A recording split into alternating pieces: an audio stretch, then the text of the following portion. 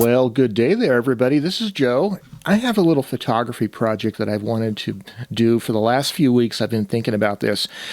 And I love working with Harman direct positive paper. This is the Ilford, made by Harman Ilford. It's double weight fiber-based paper base with a direct positive emulsion. You develop it in normal black and white chemistry, and you have a one-of-a-kind fiber-based positive print. And I've used it in various film cameras over the years. I especially like shooting it in 4x5 cameras. I've done it in pinhole cameras, etc. But another way of using it is shooting actual real regular film cameras, like for instance this Bronica ETRS that I have. And I was really thinking, man, it would be fun to shoot some Harman direct positive paper in the Bronica, because the film format size of this camera is 6 by 4.5 centimeters. And it would make a nice little print, but you could also orient the camera in a portrait way and do some really nice portraits. And I was thinking, man, it would be so good to load little rectangles of Harman paper into this film back. And because you don't have to put the whole camera in the changing bag if you're out in the field, you can just put the film back in there and pop it open. But I got the camera out of the bag this morning, and guess what? I have a roll of Fuji Acros still half exposed in here, and I don't want to waste it. So for now, this project using the Bronica is kind of set to the side. But wait, I do have another medium format camera that I could use for this project. It's a little less convenient, but it is a square format twin lens reflex Yashica Matte LM. Let's take a closer look at this and see how it's going to work for my direct positive paper project. Okay, so this particular camera, of course, is a twin lens reflex, and you take off the upper and lower lens cap assembly like that. So it has aperture and shutter speed adjustments right here. This is the aperture and this is the shutter speed, and I currently have it on the bulb setting. It reads out right here. And if you pop open the film back by rotating this knob on the bottom, film back opens up like this, and it reveals the film gate right here. And the idea is, of course, you have to do this in a changing bag, so you have to go by feel.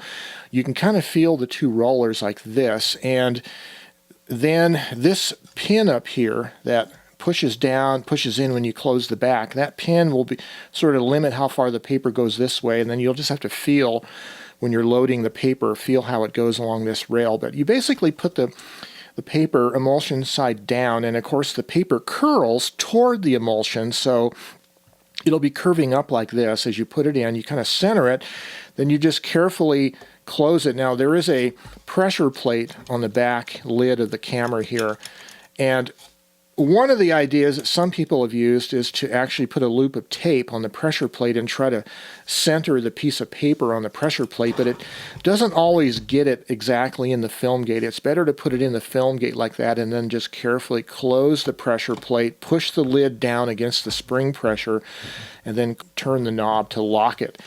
Once you have it locked, basically you can go and do one revolution of the winding crank, and that'll cock the shutter, and it goes from a 500th of a second up to 1 second plus bulb. And this is strictly a spring-driven mechanical shutter on this camera.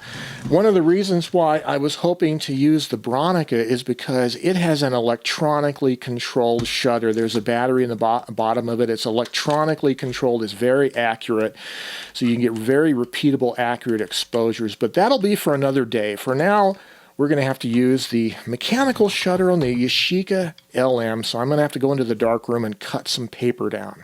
I've gone ahead and measured the film gate, and I've decided I would really like to have a square paper format so that it doesn't really matter which way you orient it. It's hard to sometimes tell which way it goes if it's a slightly rectangular.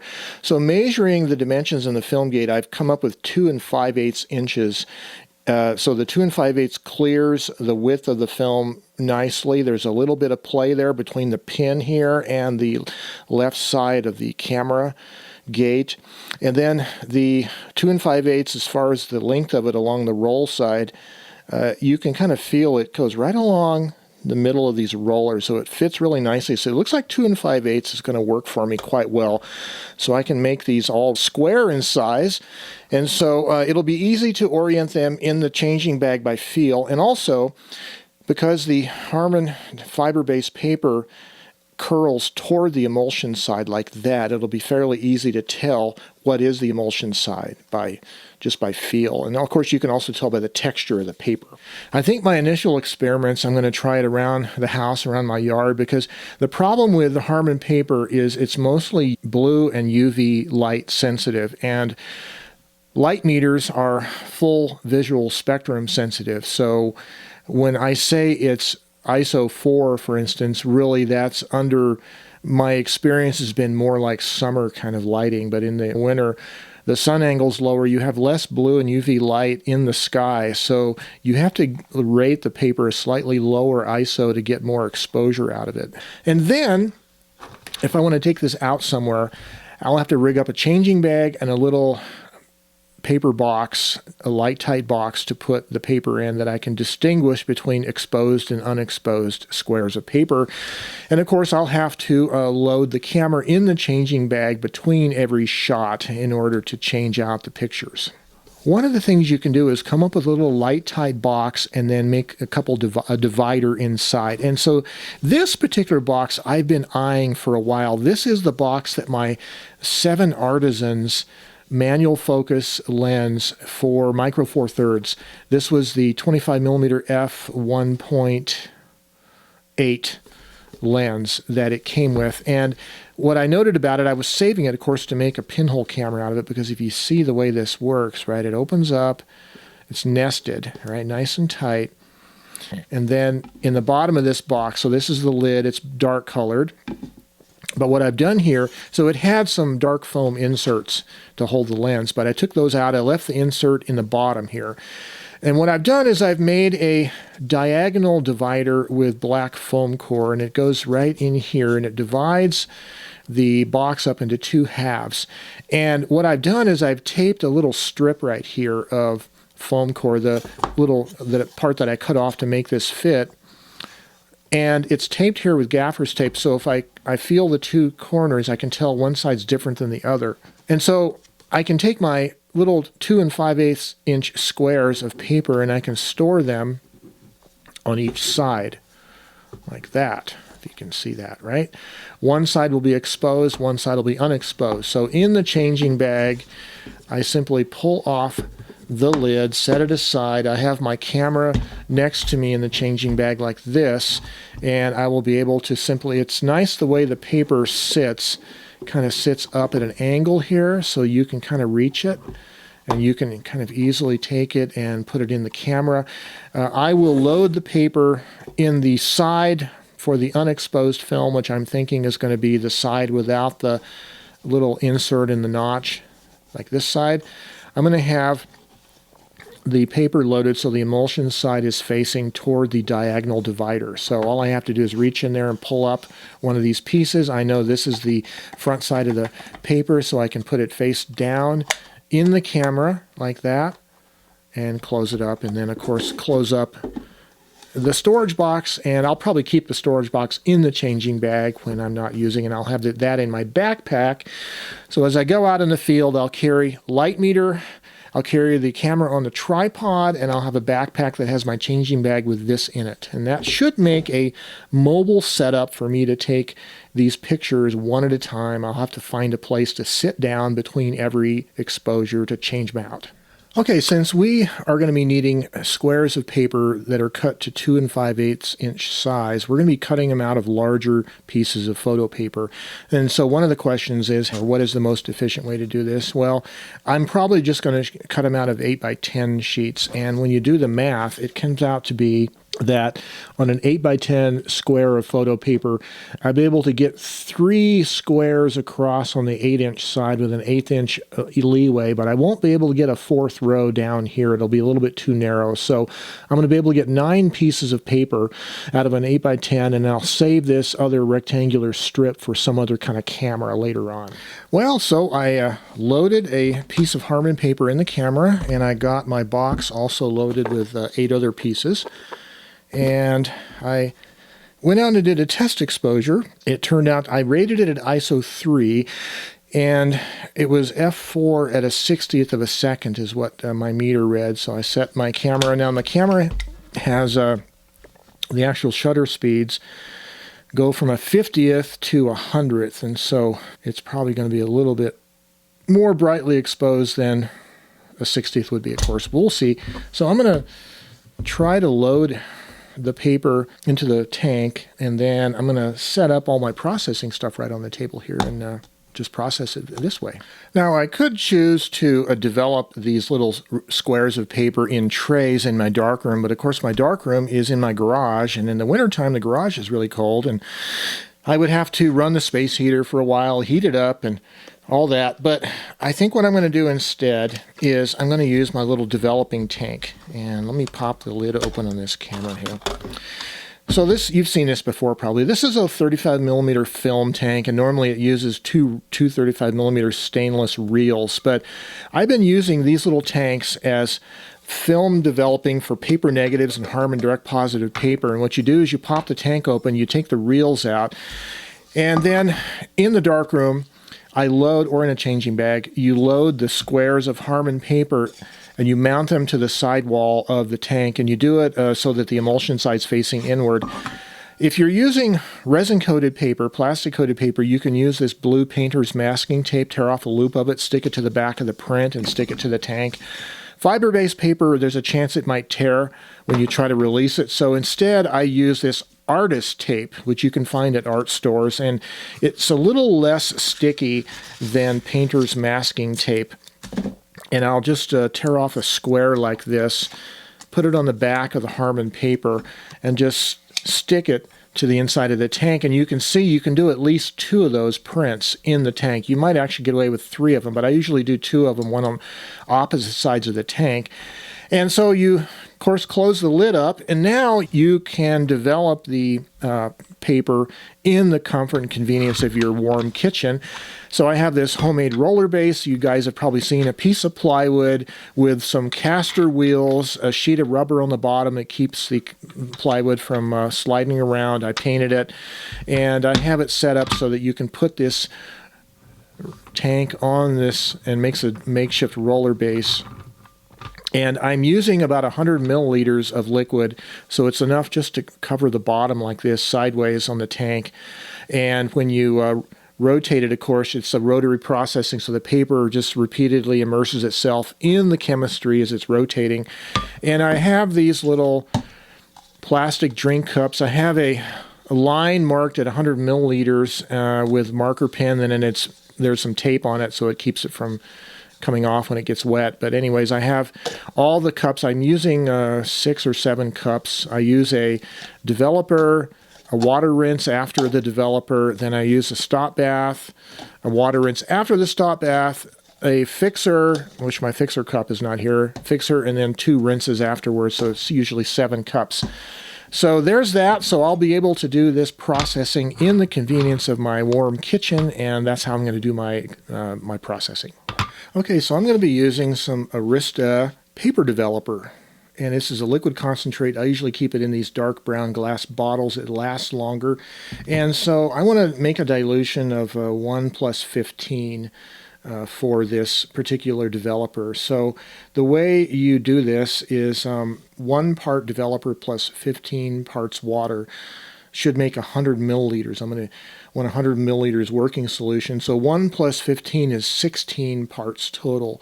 So if you do 100 divided by 16 is 6.25 milliliters of concentrate, and the rest to make up 100 milliliters of water. That'll give you a 1 plus 15 dilution. So I'm going to have to measure 6 1/4, roughly 6 to 6.5 milliliters of chemistry in a little graduated cylinder. Well, okay, so we're about ready. I have my piece of test exposure in this tank. Now, the tank is stainless steel. It was sitting out in the garage in the cold weather, under 50 degrees. So after I loaded the piece of paper in here with a piece of that artist tape, I ran the outside of the tank under hot water in my sink to heat up the tank, because I have my developer mixed up 1 to 15, and it's roughly 68 degrees, but if you put it into a cold tank, it's obviously going to cool it down suddenly. So I have the tank warmed up to room temperature.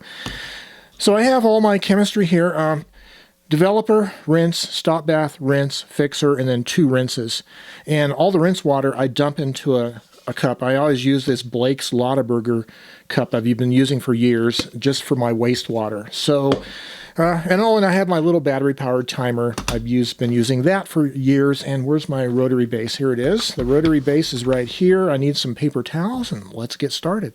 So we'll take the little cap off our developing tank, and I will pour the developer in and do a little start here on the timer and start this going. Now I'm a little bit rusty at this, so I'm going to put this little paper towel underneath here. I'm going to develop the paper for a good 3 minutes. Just a smooth, continuous rotation.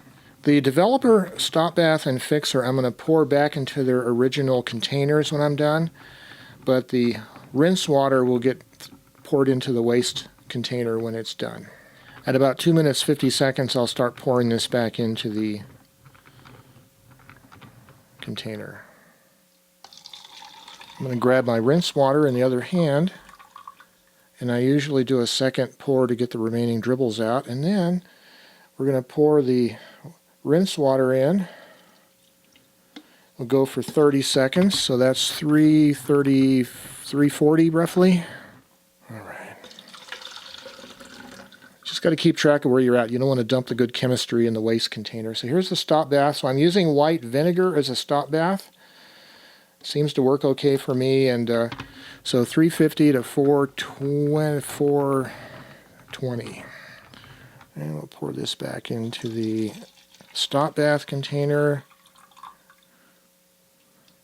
Get another rinse water. I angle the bottle when I'm pouring it in because that permits air to come out as you're pouring it in. And you can pour it in faster. Pour out the wastewater, get our fixer ready. Okay, we're going to fix for 2 minutes.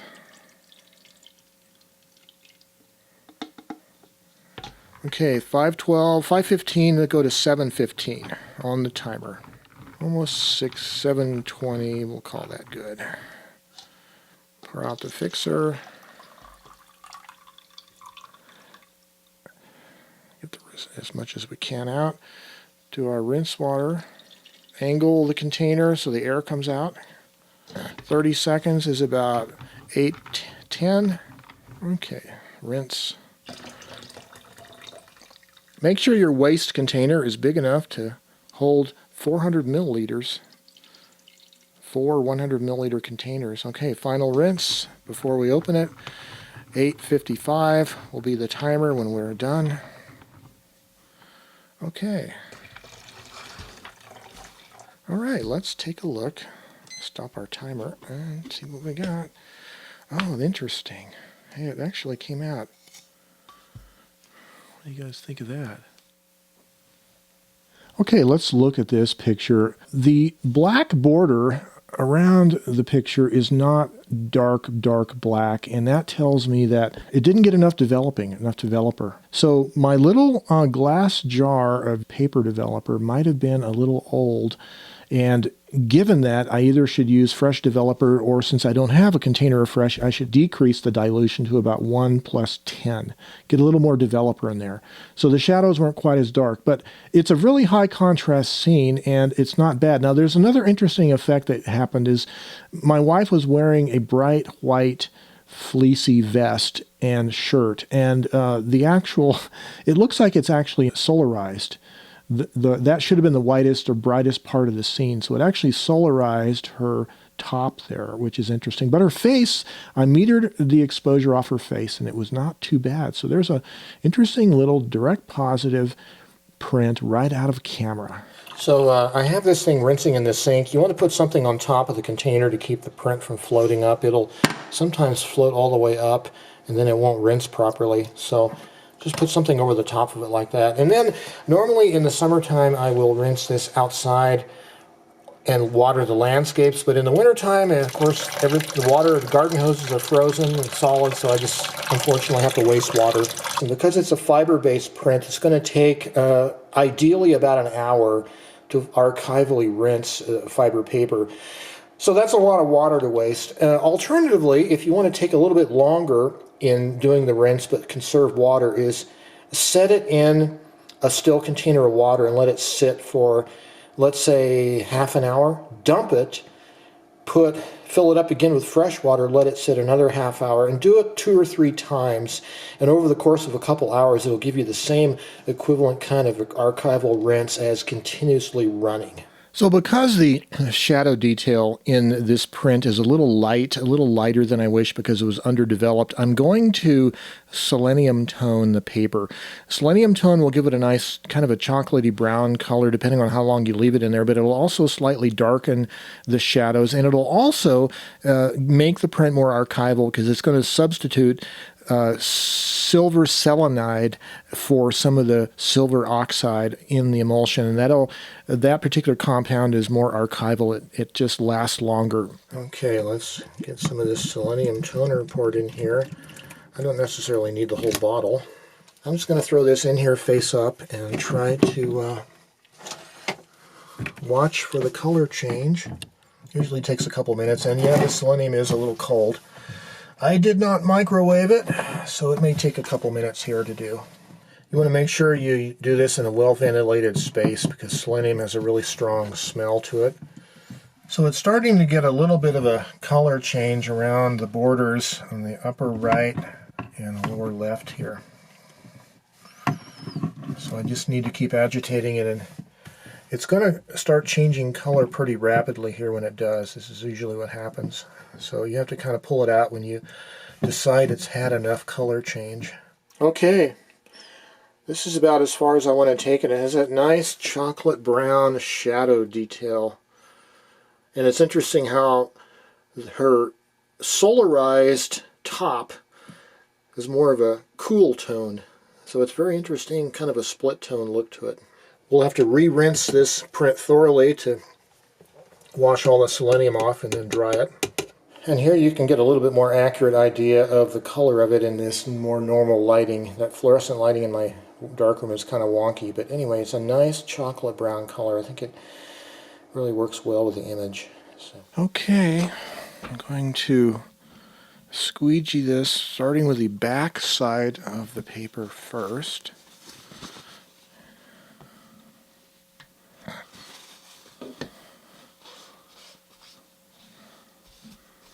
And then peel it off with the corners. Then I'm going to wipe the glass down so it's dry. Set it down on the front here.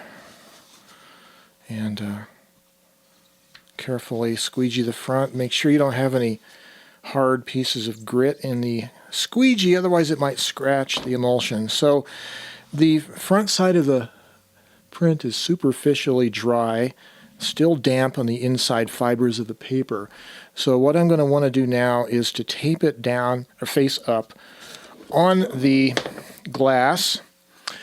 I'm going to use this artist tape, and it holds real well without tearing the paper subsequently when you peel it off. I'm just going to overlap it a couple millimeters on the edge, all around, and I want to make sure right along the edge here it's nicely taped down so it doesn't try to peel itself off.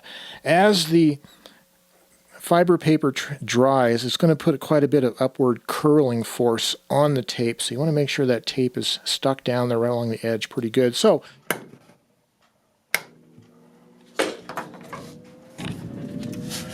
and it is drying in the cabinet with a hot 100-watt light bulb. Leave it there for an hour or two. It'll be nice and dry. There she is, her little portrait.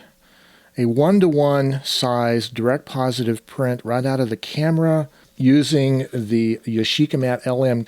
And it's a wonderful little print. It's going to be fun. There's a lot of cool things you can do with these direct positive prints in the size they are, 2 1/4 inch square. You can have fun with putting them in little books, in tiny little frames.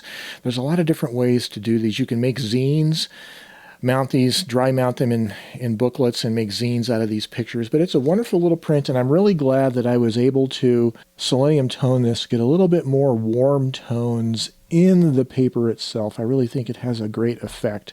Well, this is Joe Van Cleve, and I hope this gave you guys some inspiration that you can take any roll film camera, just about any roll film camera that's not totally automated, and you can open up and load individual pieces of Harman direct positive paper and make these kind of one-of-a-kind prints, develop them with a minimal amount of equipment at home, simply in the kitchen with a changing bag.